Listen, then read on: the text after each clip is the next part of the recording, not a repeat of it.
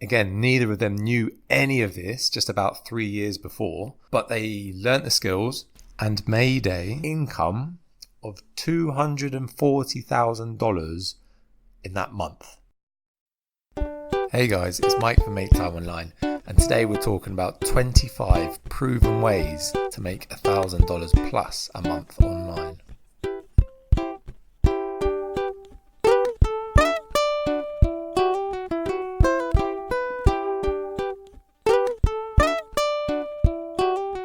So here's the thing about this as well. All of these ways, I've had someone on the podcast so far that has mentioned or has done this exact way. So these are not just 25 ways that I've Googled on the internet and just got some random person that claims that you can make $1,000 plus a month online. These are all proven real people that have been on the podcast before that have made money in this way. So I'm going to throw this out there right now as well.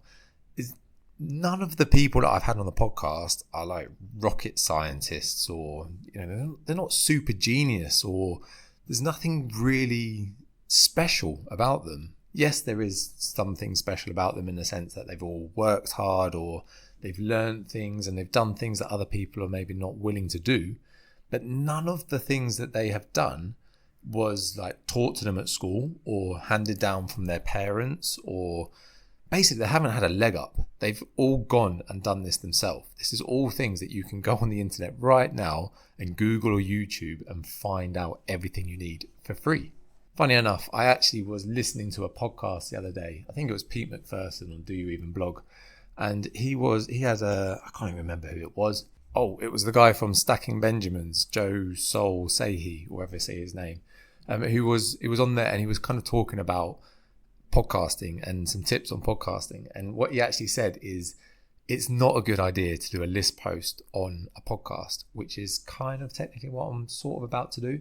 So what I'm going to promise to you is that I'm going to just share stories, which is kind of what he said is really good. Your ears are made for stories and remembering stories, whereas written down, like blog posts and things like that, perfect for list posts because you're just sort of looking through facts. So I'm actually in the middle of writing some epic blog post for this with the 25 different ways, and I've just realised I'm about 7,500 words in and I'm only about 14 of the 25 in, so it's taking me an absolute ridiculous time to do this. I'm not even a particularly quick typer. So anyway, on to the 25 ideas to make $1,000 per month online.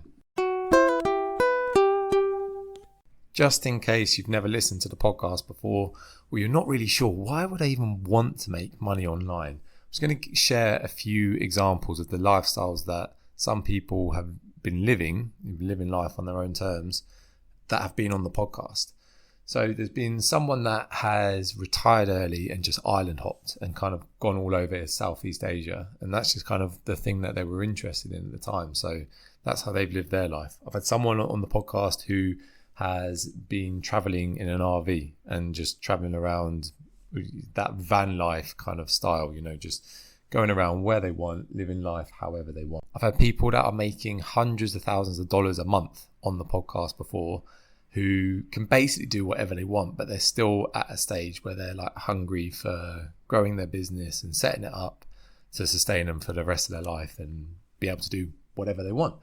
The whole point is that obviously there's these outlandish, extravagant, is that the word? Those kind of lifestyles that some people live, but there are just some people that just would love to make an extra $1,000 plus a month online. So it could just be like a side hustle. It might just help them to pay the rent, or it could give them a nice little extra holiday every year. It's completely up to you. But I'm yet to meet someone that has said to me, no, I'd hate to earn $1,000 online. So I really think hopefully this can really help. Now, if you're to look at the show notes, you'll see all the ratings. There's the difficulty level, the skill level required, the initial investment that you need to put in, the income potential, and then also how passive the income is. So is it something that you can sort of sow the seed and then carry on watering, and kind of grow the plant, rather than just having to continually put in your time, trading your time for money? So anyway, number one, the clear way that has come up time and time again on this podcast is start a blog. And Alex Nerney from Creating Go and Avocado, Alex and Lauren actually created Avocado and turned it into $100,000 business, creating that in revenue in their first year of having the health and fitness blog. They basically, what they did is they had started the blog, I think it was in September. Then by January, they both quit their full-time jobs, moved in with Alex's dad, and just worked on this kind of full-time. And it just shows what's possible. Like, a lot of people kind of have this fear about going and doing something like that because, and a lot of people, to be fair, cannot do it. If you've got responsibilities and you've got your family to look after, you have your mortgage and your bills, etc. It's not like you can just go and do this, but it does show what is possible. I mean, these guys hadn't earned a penny online before. They hadn't done anything. They'd tried a couple of websites which had miserably failed, so at least they had a bit of an understanding. But by committing and going all in full time for a year, it meant that they could kind of completely immerse themselves in it. And they realized what was working, what wasn't working. And they sort of went from $200 to $400 to $1,000 to $2,000 to $5,000 per month. And then they ended up getting this $40,000 per month after they created their first course, which is all about kind of losing weight and being healthy through Avocado. Is it a novel idea? Absolutely not. Does it work? Absolutely. And they are just prime examples of people, just everyday normal people that made $1,000 per month.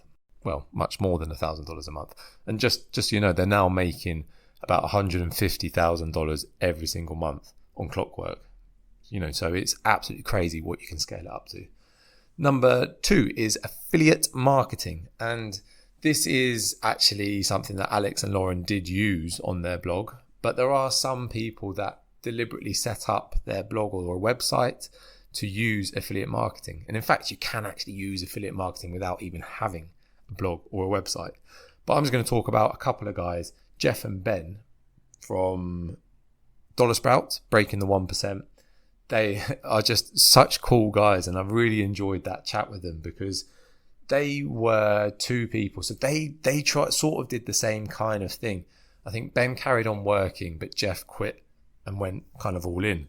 And so they were doing this for about 13 months and they didn't earn a penny. So we see like Alex and Lauren, they went all in, and after 13 months, they were earning $100,000 over the year. Whereas when Jeff and Ben did it, when Jeff went kind of all in, they didn't earn a penny. So for most people, if you've gone a whole year trying your hardest to do something and you haven't earned a penny, what is the normal reaction you're going to do? Quit. It's just kind of common sense. You just think, this isn't working. I'm going to just quit, go back to a job or go and do something else to make money. But for some reason, they stuck with it. And then they started making a little bit, I think it was with affiliate marketing, where they made their first bit of money online. And again, it kind of started snowballing. Similar story to Alex and Lauren. $100 became $200 next month, and that became $500 the month after, and $2,000. When I chatted to them, so it was maybe like April 2019, they made an income of $240,000 in that month. And they are rapidly scaling. And I think affiliate marketing, more than any other type of business or anything you're going to hear on this podcast or see on the show notes, that is the one where you can really scale, because what they were particularly doing, so remember I said you don't have to have a website, you can use like social media, you could pin things to Pinterest and get people to click on that, and then they pay you a commission if they buy the product. But what Jeff and Ben were doing is they were using kind of SEO and marketing, using their blog to really scale, and use Google to get this consistent free traffic every single month. And then you can also place ads and things like that elsewhere. But it was basically using affiliate marketing that they used. Again, neither of them knew any of this just about 3 years before, but they learnt the skills, They're a personal finance website, so they particularly use lots of survey sites and free things that people can sign up for, and it gives them a commission. Lots of people, if someone offers you, click on this link and you're going to get $5, you're going to do it because it's $5 in your bank. You're not paying anything, you're getting something in return, and that gives them a commission as well. So that's kind of how they did it. Number 3 is using niche blogging, or particularly that SEO focus, so search engine optimization. And basically the principle of this, I'd say it's kind of more traditional blogging as what you might imagine as blogging. Ian Prible, who came on the podcast recently from the Free Internet Marketing Project, and it is completely free, by the way, as well. His whole project and what he teaches is all about this kind of niche blogging. So rather than choosing personal finance or health and fitness, which are like broad industries more than a specific niche, he kind of teaches how you can use a specific niche. So say, for example, I think he talks about removing tattoos was a niche that he used to have. So, tattoos is a very, very small niche. It's not like health and fitness, and it's not making money, and it's not love and relationships. Those are kind of big industries. Whereas if you can target a smaller niche, basically you can start getting traffic from Google much sooner than some of those big, broader industries, which are very hard to break into. It's not impossible, it's just a bit harder, and they can probably grow more. Whereas the whole niche blogging, that is your chance where you can just get a few thousand, 30, 40, 50, 100,000 visitors to your blog every single month just by targeting a keyword and a set niche. And the whole point of that is then you can use that to then make money in numerous ways. So you could use display ads on your website. You could use affiliate marketing just like Ben and Jeff did. It's finding a niche where people are actually willing to spend money and then targeting that one niche. And like I said, Ian's Free Internet Marketing Project, the FIMP project, that is completely free and can walk you the whole way through exactly what you need to do. Number 4 is viral blogging. And this is actually exactly what me and Sarah are doing with our new sort of health and fitness website. So as I said, it's going to be much harder because it's a broad health and fitness website. It's going to be much harder for us to get any traffic from Google anytime soon. It's obviously possible, and you can then target some smaller keywords that are not as competitive as well. But really the whole point of a viral blog is to make content that people really want to see. An example of this is Paul Scrivens from Dare to Conquer, who I had on the podcast recently as well. And he explains how he's done numerous websites, basically just completely targeted at getting traffic from Pinterest. And then you can monetize it by putting ads on there. Basically, if you get over 25,000 page views, 25,000 sessions per month to your blog, you can apply to an ad network called Mediavine, who pay so much better than other ads like Google AdSense and things like that. But Scrivs basically explained how if you can produce content, so it's content that is more like big long list posts. So my list post here, I'm actually going to put that on Pinterest, and I hope it does well on Pinterest because it has 25 ways that you can genuinely make money from online. Or, you can use those keywords and things on Pinterest as well to drive a load of traffic. And the whole point of it is that, like Scrivs explains in the podcast, he got one blog where he was getting over 100,000 page views a month.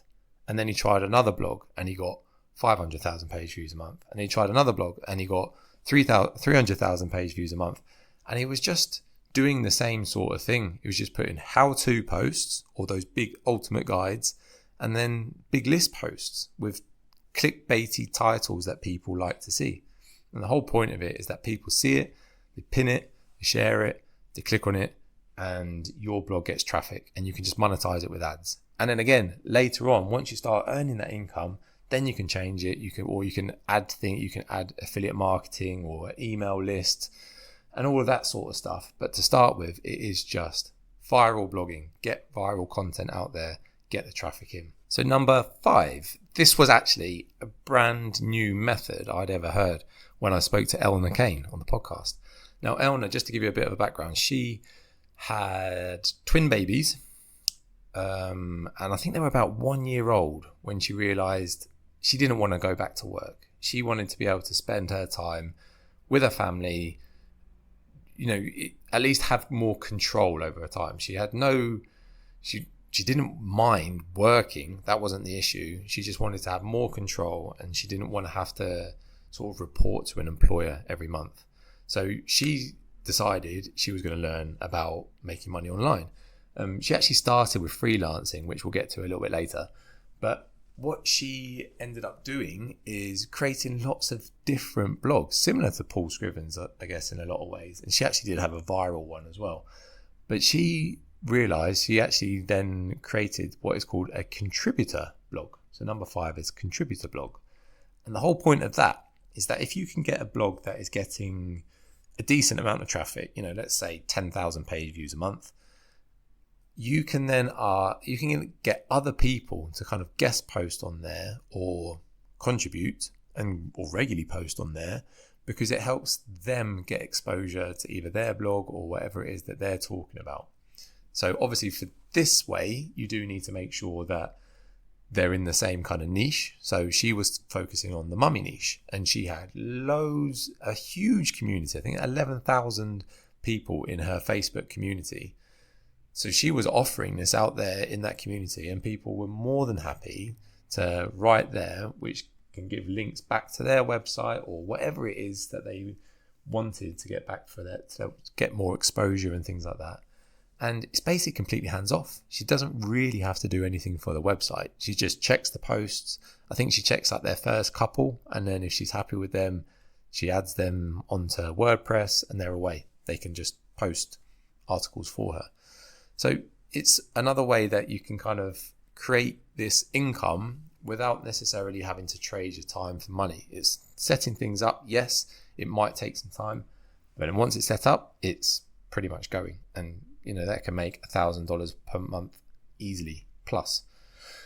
Number 6 is then creating and selling courses. And I think everyone I've mentioned so far has actually created and sold courses before. But they've typically done it almost to start really expanding and, exploding their income and things. And some of the people like Alex and Lauren, they kind of did it to take their blog from earning a few $1,000s, like $2,000-$4,000 or whatever it was, and then they started earning 10, 20, 30, 40, and that's how they got their $40,000 income from 1 month. Whereas Pete McPherson, who I had on the podcast quite a while ago now from Do Even Blog, he actually mentioned him earlier in the podcast. He has kind of set up his blog purely to be monetized by creating courses. That's how he started monetizing it. It's probably not the best way for people to start unless it's something that you particularly know about. But I mean, Pete had created something like 50 websites before. So he'd done this loads. He kept trying different blog ideas, and he admits himself he was like one of those shiny objects guys. He'd go and do this and get bored, and then go and do this and then get bored. So he actually had a lot of knowledge that he could then repackage and sell to people, particularly new bloggers.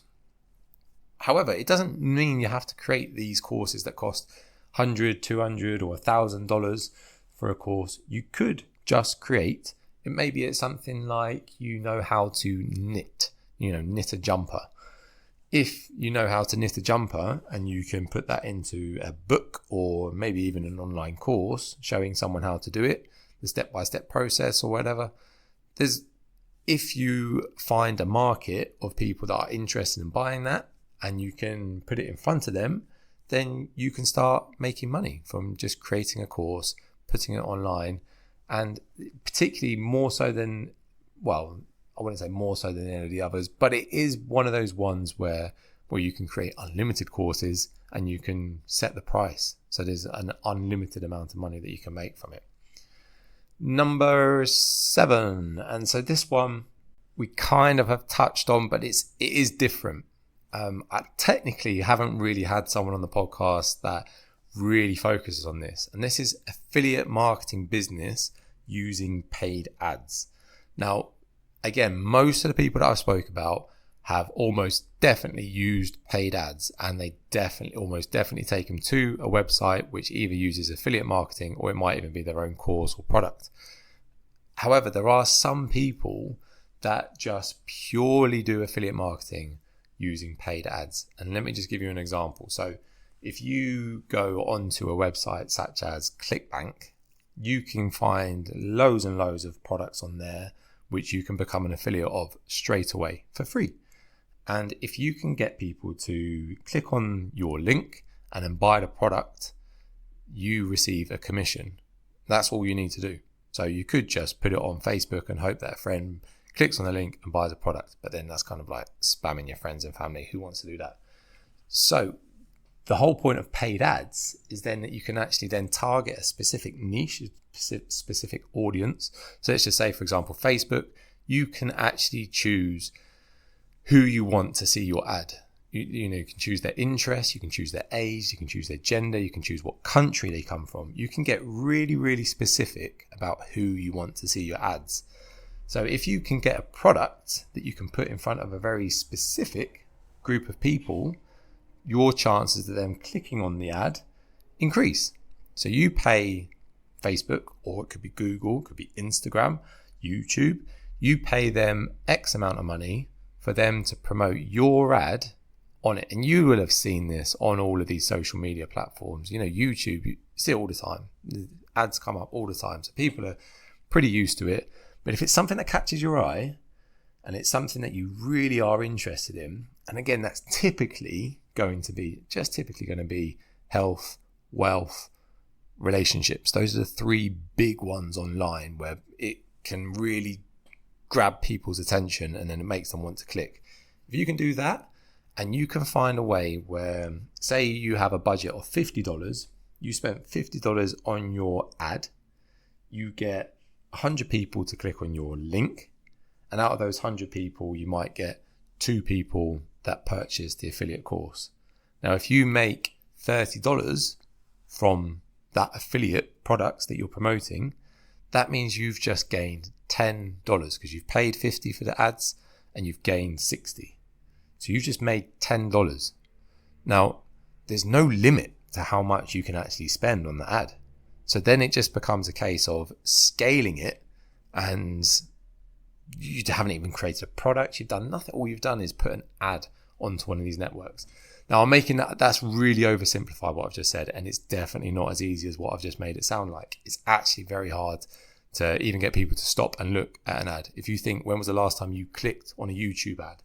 It's probably not that often. They have to be good now. They're not just, I think it probably was a stage where it was much easier, but they have to be really good to get people to actually click and take action. And then also you're relying on the product to actually sell the product once they get onto that page. Anyway, that's number 7. So number 8 is podcasting. And I have had Tej from Tej Talks on the podcast before, who explained exactly how his podcast can make money and how podcasts can make money. And he kind of talked about 2 main ways that they did it. So Tej, the lover of cheese and the yellow jumper wearing property guy from the UK, he explains there's kind of 2 main ways you can make money from your podcast. One is just sponsors, adverts. You might hear on podcasts either the host or an external person reading out about a company, or that's going to normally be a sponsor. That's normally going to be a paid ad that they make money from.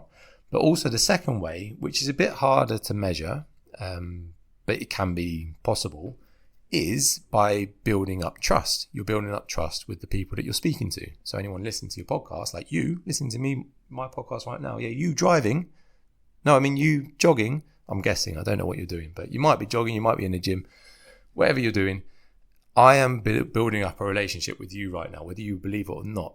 I'm using my I'm not really using any sort of powers. To be honest, this is not a reason why I personally started a podcast. It wasn't necessarily to monetize it. It was actually probably 2 quite selfish reasons, I'd say. One, I wanted to learn a lot more about what I was talking about, which is also what Tej did. He had no money to invest in property when he started doing it. And now he has property, and that's what he wanted to do. But also, it just gives me the opportunity to get things out of my head that I am learning. I actually use it to listen back to it a little bit. I've never listened to these ones just by myself because it's so cringy. But if I ever have a guest on the podcast, I nearly always listen back to it at least 2 times, just because I know I've asked them questions that are relevant to me. So it means I can get the answers from them by listening back to it. So there's loads of positives about doing it. In fact, but it is possible to monetize it, and crazy monetize. Like John Lee Dumas, JLD from Entrepreneurs on Fire, I think he makes something like $70,000 a month just from podcast sponsors. It's absolute crazy money. So again, these are legit, real ways that real people can do it. And if you go to the show note, if you're interested in a podcast, starting a podcast, you can go to the show notes and I'll actually there lay out some of the things that you can do just to actually start making a bit of money. It's not as hard as what you might think, that you're always going to have something you can offer someone, and you'll be surprised at how many small businesses or maybe like solopreneurs will be willing to spend, $50, $100 per episode that you create. So if you can get 150 per episode, you make 8 episodes a month, there's $1,000 a month. It's not going to be super, super easy, but it definitely is possible, and you'll be surprised at how possible it actually is. So anyway, number 9 is multi-level marketing or network marketing. Now, I've had Barry Nelson on the podcast before, he has 3 successful businesses and 2 kids. And the chat that I had with him, you could actually realize how much more freedom and control he had over his life from doing that. And one of his businesses is, in fact, a multi-level marketing business, network marketing. And he kind of just explains how much since starting that company, it has changed his life. It's not just the monetary value and things like that. It is actually his personal self-development and how much he's improved as a person since joining it. But in case you don't know, multi-level marketing is just basically when you join a company and you can then sell their products. So any legit multi-level marketing company will have legit products that they sell. For example, Arbonne sells like health products. So it could be nutritional things, it might be skincare products, hair care, those kind of products that people need on a regular basis.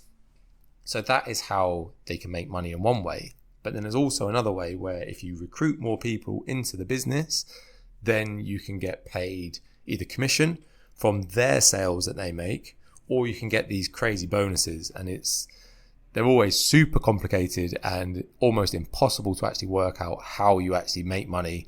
But they just throw in, oh yeah, you can get this posh car and you can get these fancy trips on holidays and things like that. And that only happens when you're actually recruiting a lot of people.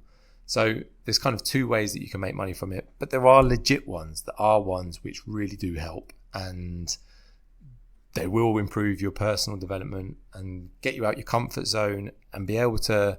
They're great if you're wanting to start a business but have no idea where to start.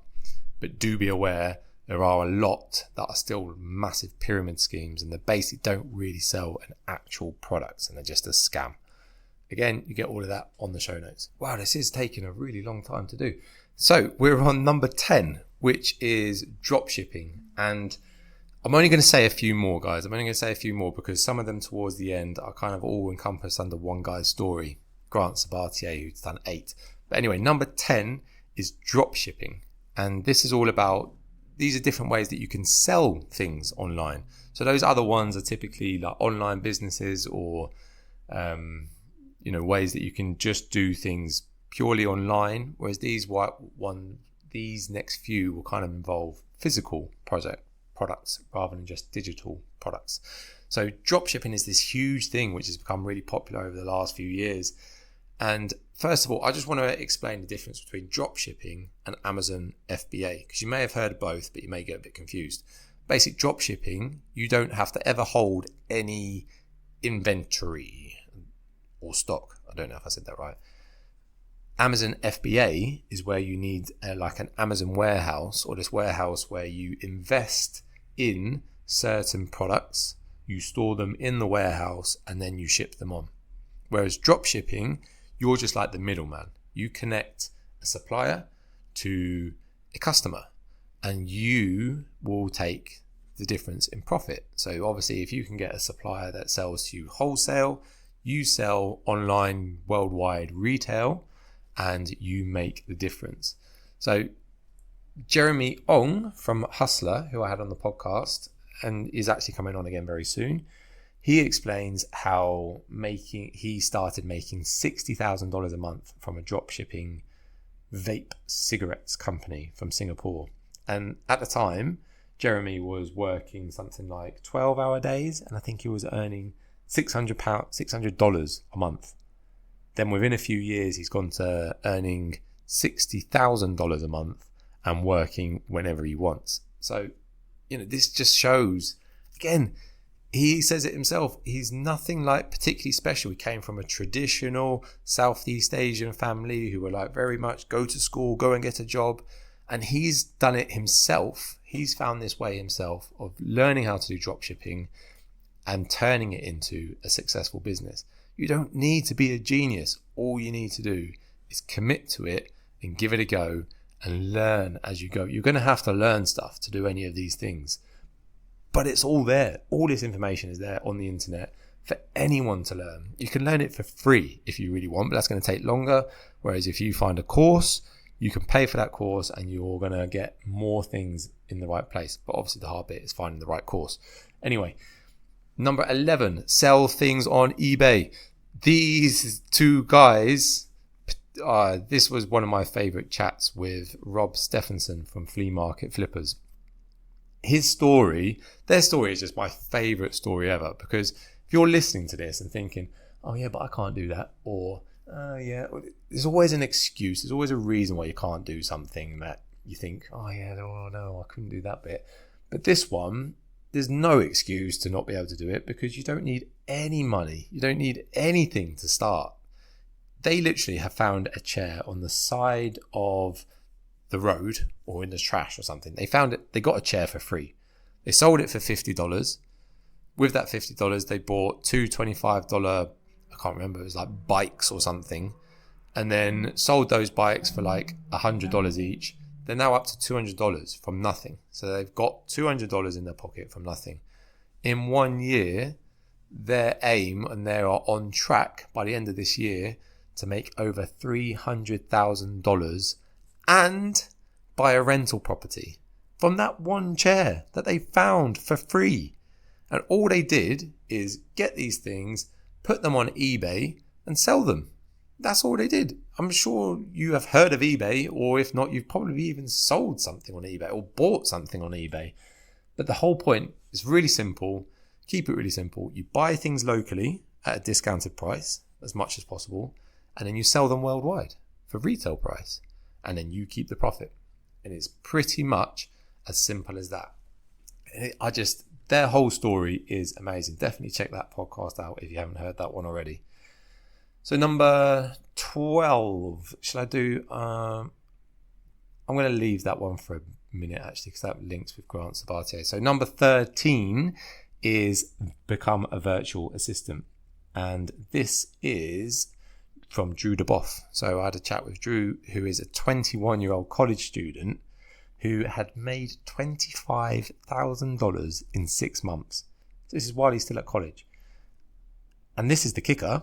He was working 10 hours a week to do that. 10 hours a week. Again, he'll admit it himself. Nothing special. He has no hidden talent. All he did is find some people that needed help and help them. That's it. That's all he did. And all he was really doing was managing a Facebook group and answering emails for his clients at the start. And then he got some other clients and did some other stuff. But I'm fairly sure if you're listening to this, you've probably been on Facebook. You probably know what a Facebook group is. You probably know how to answer emails. there's a good chance that you can easily earn $1,000 a month online and start doing that by the end of this week, if you really wanted to, with this one go. Drew actually really laid out as well exactly what you should do, step by step, what you should do to start getting a decent income. Because a lot of people stay away from virtual assistant because they think, oh, it's below them or they don't get paid anything. Which Drew just outright said, don't do it if you don't get paid $25 an hour. So work out how long the task and you're going to need to spend on a task. Figure out what $25 an hour is, and then offer that to them as a monthly retainer. So that's more important. Also, just rewinding a little bit here, Drew actually did offer to work for free initially. So he didn't just jump in, and he didn't know these people, he just met them online. But he had already messaged, he'd been regularly messaging in the Facebook group. He'd taken an interest in what they do. He shared their things. It's getting to know a specific person that you think you could actually help. Chances are as well, if you're listening to this, you already know some people that blog or do things. If you don't, I am one of them. I could definitely use some help at some stage. Just start to take an interest in what they're doing. Share their stuff. Comment on their stuff. Be interested in whatever they are doing. Help them wherever you can. And then, like what Drew did, he started earning $1,000 a month just from these guys. And do you know who these guys are? Someone else that's been on the podcast, Alex and Lauren, the guys from Avocado. You can see he realized that they're growing, they're building, they're scaling. Can he help them? And he found an area that he could help them, Facebook and email. And it was just as simple as that. He worked out that the task that he totted up together would take about 10 hours a week, and he could earn $1,000 a month. And then as he kind of got used to it, his income went up from them. He took on another sort of people, and he just got quicker at what he needed to do. And so he made $25,000 in 6 months working 10 hours a week. Cool story, huh? Number 14, freelancing. Very similar to virtual assistant work. The thing I would say is different is freelancing is typically you're offering a specific service more than just a virtual assistant. Could be anything. You could even just, as a virtual assistant, you could do their daily tasks, manage their calendar, set up appointments. It could be any of those kind of little niggly, biggly, diddly bits. Whereas a freelance work is typically going to be more like writing a project or, writing a blog post, proofreading a blog post. It could be Pinterest management. That's a huge thing. It takes up so much of my time, that Pinterest, I'm telling you. And those kind of skills are so valuable to people that are looking for these kind of things. And there's so many of these people that are looking to just outsource little things and free up a bit of their time. So if you can find them and show them that you can help them, then you're going to get so many more opportunities than someone that just goes onto Fiverr or some of those freelance websites and just randomly applies to random jobs on there when the person has no idea who you are and is probably getting about 100 applicants. Yes, you can do it. You can do it that way, but it's going to be so much harder. Again, if you go to the show notes, kind of explain exactly how to do that. The one person that has done this was the person that I mentioned earlier who's been island hopping and retired early, Ryan Biddulph. If you go back to that episode, my chat with Ryan, he's just been traveling the world, doing whatever he wants, and he used freelance work just as a way of getting a bit of income, but then he also used smart blogging to kind of then boost his income as he's gone. Elna Kane as well. If you go to Elna Kane's website, as I said, she did a lot of freelance work at the start. She actually had on her website, elnakane.com, you can find out some really useful things to actually start doing some freelance work. Now we get to the professional side hustler, as I like to call him, Grant Sabatier. He was actually my first ever guest on Make Time Online, if you listen back to that one. And his story is possibly the coolest out of anyone's I'm going to tell you, depending on what you think.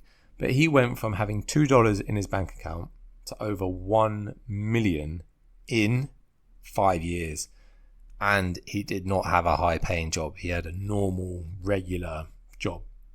He just saved money like a nutter and side hustled.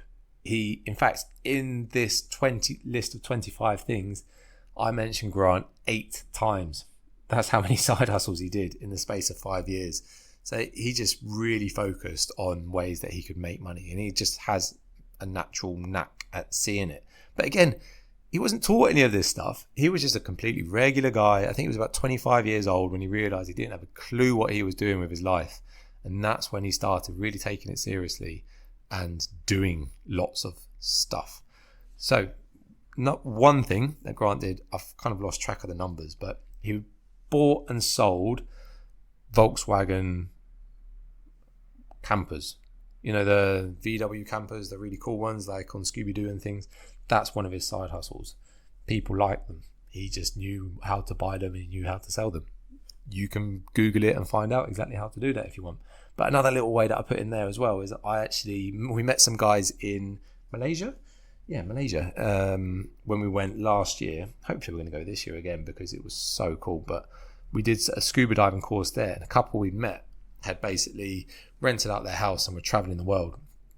And when they went to New Zealand, they got a camper van. They got a van and they built it into a camper van. So they did it up, got the tools that they needed to do, did that, travelled New Zealand for a couple of months or however long it was. And then when they came to leave, they sold the camper van they made something like, I can't remember what they said. I can't remember off the top of it. It was about £10,000 equivalent, I think, roughly, from a van that they'd done up themselves, because they basically turned it into a camper van.